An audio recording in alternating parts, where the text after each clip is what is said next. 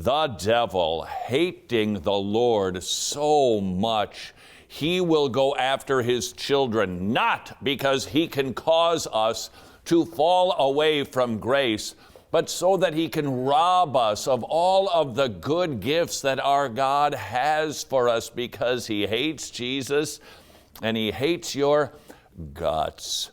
Let's take a little bit of time to study the devil. Paul Todges talking about 15 ways the devil would like to wreck your week. He'd like to wreck your whole life if he could. These are all backed up by Bible verses that teach us how he goes about his business of messing with you. Let's get to number 5. The devil may tempt you to commit sexual immorality against your spouse as a result of neglecting the intimacy of the marriage bed. 2 thoughts for your consideration. Intimacy is a big deal. It is not a dirty deed. It is an intimate act ordained by God, and it is a glorious picture of the gospel. It should be done only inside of the marriage covenant between one man and one woman, because it glorifies God, because it is a picture of the gospel, and therefore it is good. And when you stray from it, it is because you have believed a lie. Hey, she will bring me more pleasure.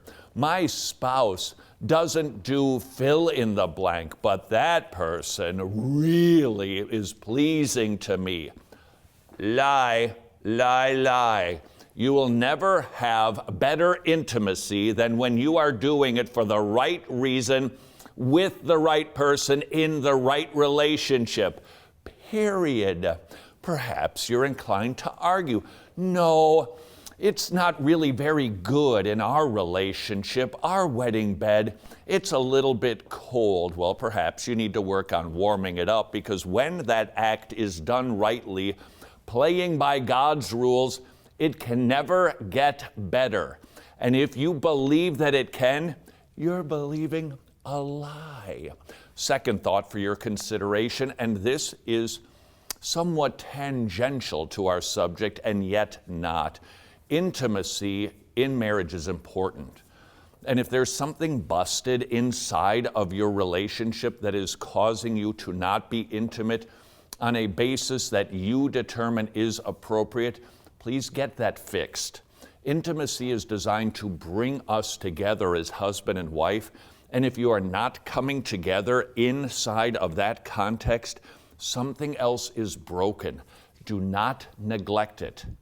Identify it and get it fixed. Why is that not entirely tangential? Because the devil would love for you to not truly have a one-flesh relationship with your spouse. And one of the ways that he can do that is with intimacy. There are many different ways that we can neglect that act in marriage for many different reasons. Don't.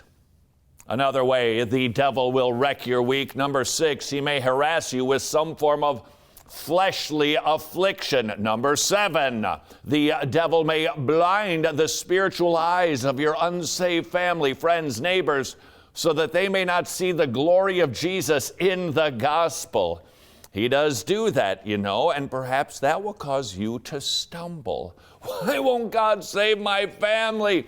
Why won't God save my children? And you may pray to God like a nobody's business that he will, but please note, the devil goes about the business of blinding the eyes of unbelievers so that they can't see. Now, don't panic.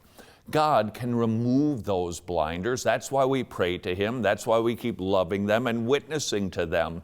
But don't get frustrated, because the devil might be up to his rascally deeds to cause you to not have joy.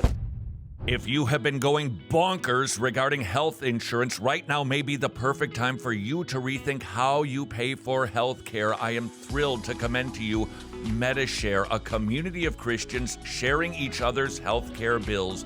400,000 members strong, sharing over $4 billion in medical bills. That means a savings on average per family of $500 per month. Find out more by going to medishare.com/wretched.